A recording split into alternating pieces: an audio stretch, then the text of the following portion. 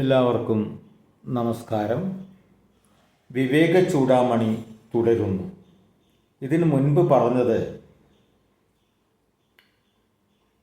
വിഷയവൈരാഗ്യത്തിനും ശമത്തിനും ഗുരുപ്രസാദത്തിനും വേണ്ടി മുമുക്ഷു പ്രയത്നിക്കേണ്ടതാകുന്നു.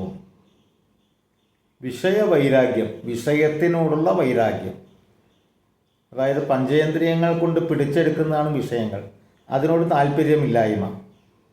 പിന്നെയോ ശമം, അന്ധക്കരണ സംയമനം, അതാണ് ശമം എന്ന് പറയുന്നത്.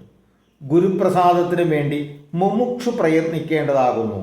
ബന്ധങ്ങളിൽ നിന്ന് വേർപെടാനുള്ള അതിതീവ്രമായ ആഗ്രഹമുള്ളവനെയാണ് മുമുക്ഷു എന്ന് പറയുന്നത്. പിന്നെ പറയുന്നു, വൈരാഗ്യം ച മുമുക്ഷുത്വം തീവ്രം യസ്യതു വിദ്യതേ തസ്മിന്നേവാർത്ഥവന്തഃ സ്യുഹു ഫലവന്തഃ ശമാദയഃ.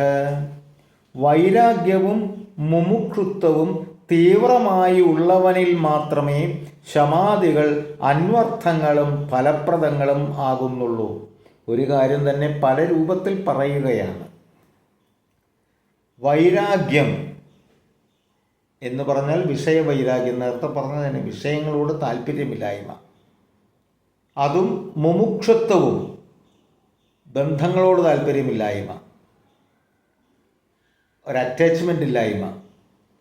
ഇത് തീവ്രമായിട്ട് ശക്തമായിട്ടുള്ളവനിൽ മാത്രമേ ശമം, അന്ധക്കരണ സംയമനം നടക്കുന്നുള്ളൂ. ഇതാണ് പറയുന്നത്. തീവ്ര വൈരാഗ്യമുള്ളവനിൽ സമാധി ശബ്ദങ്ങൾ അന്വർത്ഥങ്ങളാകുന്നു. അതിനെ വീണ്ടും പറയുകയാണ്. തീവ്ര വൈരാഗ്യമുള്ളവനിൽ, തീവ്രമായ വൈരാഗ്യം ഉള്ളവനിൽ സമാധി ശബ്ദങ്ങൾ അന്വർത്ഥങ്ങളാകുന്നു. തീവ്ര മുമുക്ഷമുള്ളവനിൽ സമാധികളാൽ ഫലവസ്തുക്കളും ആകുന്നു. സമാധികളുടെ ഫലമാണ് തീവ്ര വൈരാഗ്യവും തീവ്ര മുമുക്ഷയും. അന്ധക്കരണ സംയമനത്തിൻ്റെ ഫലമാണ് തീവ്ര വൈരാഗ്യവും തീവ്ര മുമുക്ഷയും എന്നാണ് പറയുന്നത്. എന്താണ് അന്ധക്കരണം? നമ്മുടെ മനസ്സിൽ, ഉള്ളിൽ, അന്ധക്കരണത്തിൽ മനസ്സ്, ബുദ്ധി, ചിത്തം, അഹങ്കാരം, 4 ഭാഗങ്ങളാണ് ഉള്ളത്. ഇതിപ്പോൾ ഇന്ന സ്ഥലത്ത് അഹങ്കാരം, ഇന്ന സ്ഥലത്ത് ബുദ്ധി, ഇന്ന സ്ഥലത്ത് മനസ്സെന്നും പറയാൻ പറ്റില്ല. സത്യസന്ധമായിട്ട് പ്രവർത്തിക്കുന്ന സമയത്ത് ബുദ്ധി എന്ന് പറയും. ഞാൻ എന്ന ഭാവത്തോടു കൂടി പറയുന്ന സമയത്ത് അഹങ്കാരം എന്ന് പറയും. സങ്കല്പങ്ങൾ നെയ്യുന്ന സമയത്ത് മനസ്സ് എന്ന് പറയും. കഴിഞ്ഞ കാര്യങ്ങൾ ഓർക്കുന്ന സമയത്ത് ചിത്തം എന്ന് പറയും. ആ 4 ഭാവങ്ങളെ, മനസ്സിനെയും ചിത്തത്തിനെയും അഹങ്കാരത്തിനെയും ബുദ്ധിയെയും എന്താണ്? സംയമനം, നിയന്ത്രിക്കുക. അപ്പോൾ ബുദ്ധി എന്തിനാ നിയമിക്കുന്നത്? ഈ ബുദ്ധി പലതരത്തിലാണ്. സത്തായ ബുദ്ധിയുമുണ്ട്, അസത്തായ ബുദ്ധിയുമുണ്ട്. ഈ അസത്തായ ബുദ്ധിയെയാണ് നിയന്ത്രിക്കണം എന്ന് പറയുന്നത്. അതേമാതിരി മനസ്സ്, സത്തായ മനസ്സുണ്ട്, അസത്തായ മനസ്സുണ്ട്. അസത്തിനെയാണ് നമ്മൾ നിയന്ത്രിക്കേണ്ടത്.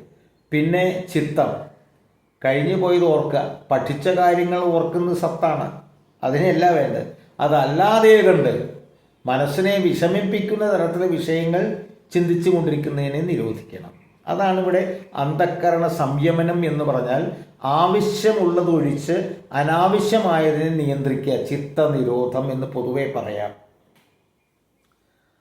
അങ്ങനെ ഒരവസ്ഥ വരണമെങ്കിൽ എന്ത് വേണം? തീവ്രമായ വൈരാഗ്യം ഉള്ള ഒരാൾക്കേ പറ്റൂ എന്നാണ് പറയുന്നത്. പിന്നെ ഇത് തന്നെ വേറെ രൂപത്തിൽ സർവവേദാന്ത സിദ്ധാന്ത സാര സംഗ്രഹം എന്ന് പറയുന്ന ഗ്രന്ഥത്തിൽ പറയുന്നുണ്ട്. കാകസ്യ വിഷ്ടാവത സഖ്യ ബുദ്ധിർ ഭോഗ്യേഷു സാ തീവ്ര വിരക്തിരിഷ്യത്തെ വിരക്തി തീവ്രത്വ നിദാനമാകുർ ഭോഗ്യേഷു ദോഷേ ക്ഷണമേവ സന്തഃ. ഈ ശ്ലോകം സർവവേദാന്ത സിദ്ധാന്ത സാര സംഗ്രഹത്തിലുള്ളതാണ്. അതിൽ പറയുന്നു, ഭോഗ്യങ്ങളെ കാക്കക്കാഷ്ടം പോലെ വെറുക്കുന്നതിനെ തീവ്രവൈരാഗ്യം എന്ന് പറയുന്നു. ഭോഗ്യവസ്തുക്കളിൽ ദോഷം ദർശിക്കലാണ് തീവ്രവിരക്തി ഉണ്ടാകാനുള്ള ഏകമാർഗം എന്നാണ് സത്തുക്കൾ പറയുന്നത്. തീവ്രവിരക്തി ഉണ്ടാവണമെങ്കിൽ ഭോഗ്യവസ്തുക്കളിൽ പഞ്ചേന്ദ്രിയങ്ങൾ കൊണ്ട് നമ്മൾ പിടിച്ചെടുത്ത വിഷയങ്ങളിൽ ദോഷം ആരോപിക്കുക, ദോഷം കണ്ടെത്തുക. ഓരോന്നിലും ഉദാഹരണത്തിന് മാംസം ഭക്ഷിക്കുക, അത് ദോഷമാണ് കണ്ടെത്തുക. എങ്ങനെ ദോഷം? നമുക്ക് പ്രാണൻ, അപാനൻ, വ്യാനൻ, സമാനൻ, ഉദാനൻ എന്നിങ്ങനെ 5 പ്രാണങ്ങളുണ്ട്, പഞ്ചപ്രാണങ്ങൾ. ഭക്ഷണം കഴിക്കണം എന്ന ആഗ്രഹത്തെ ഉണ്ടാക്കുന്നതാണ് പ്രാണൻ, ഉണ്ടാക്കുന്ന എനർജിയാണ് പ്രാണൻ.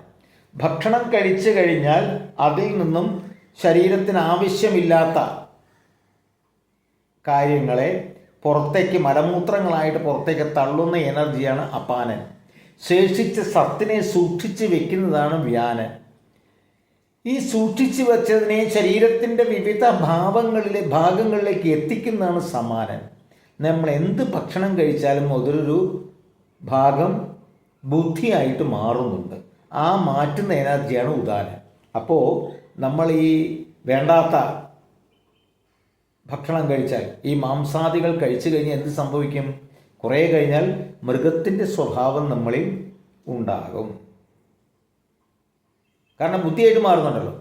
എന്നിങ്ങനെ ഈ അനുഭവിക്കുന്ന വിഷയങ്ങളിൽ ദോഷം കണ്ടെത്തുക, അപ്പോൾ അതിനോട് വിരക്തി തോന്നും. ഇതാണ് പറയുന്നത്. ഞാനൊരു ഉദാഹരണം പറഞ്ഞാണ് ഈ ഭക്ഷണത്തിൻ്റെ കാര്യം. ഏതയോർമന്ദതായത്ര വിരക്തത്വമുമുക്ഷയോഃ മരൗ സലിലവത്തത്ര ശമാദേർഭാനമാത്രതാം. വൈരാഗ്യവും മുമുക്ഷയും എവിടെ മന്ദമായിരിക്കുന്നുവോ അവിടെ മരുഭൂമിയിൽ ജലം എന്ന പോലെ ശമാദികളുടെ ഭാനം മാത്രമേ കാണുകയുള്ളൂ. വേറെ രൂപത്തിൽ പറയുന്നു, വൈരാഗ്യവും മുമുക്ഷയും എവിടെ മന്ദമായിരിക്കുന്നുവോ, എവിടെ വളരെ ലോലമായിരിക്കുന്നുവോ, കട്ടിയില്ലാതെ ഇരിക്കുന്നുവോ അവിടെ മരുഭൂമിയിൽ ജലം എന്ന പോലെ. മരുഭൂമിയിൽ നമുക്കങ്ങനെ തോന്നും ജലമുണ്ടെന്ന്. ഈ കാനൽ ദൃഷ്ട്യ നമുക്ക് തോന്നാം ജലമുണ്ടെന്ന്. എന്ന പോലെ സമാധികളുടെ ഭാനം മാത്രമേ കാണുകയുള്ളൂ. ഭാനം എന്ന് പറഞ്ഞാൽ തോന്നൽ. അവിടെയൊക്കെ ശമമുണ്ട് എന്ന് നമുക്കങ്ങനെ തോന്നും, അത്രയേ ഉള്ളൂ. കാരണം ഈ വൈരാഗ്യവും മുമുക്ഷത്വവും എന്തുണ്ട്? മന്ദമായിരിക്കുകയാണ്. കാനലിൽ ജലമുണ്ടെന്ന് തോന്നുന്നതല്ലാതെ ജലമില്ല. അതേപോലെയാണ്. അത് തേടി പുറപ്പെട്ടാൽ ദാഹം ശമിക്കുകയും ഇല്ല. മാത്രമല്ല ക്ഷീണം വർദ്ധിക്കുകയും ചെയ്യും. കാരണം വാസ്തവത്തിൽ അത് ഇല്ലാത്തതാണ്. ബാക്കി അടുത്ത ഭാഗത്ത്. നന്ദി, നമസ്കാരം.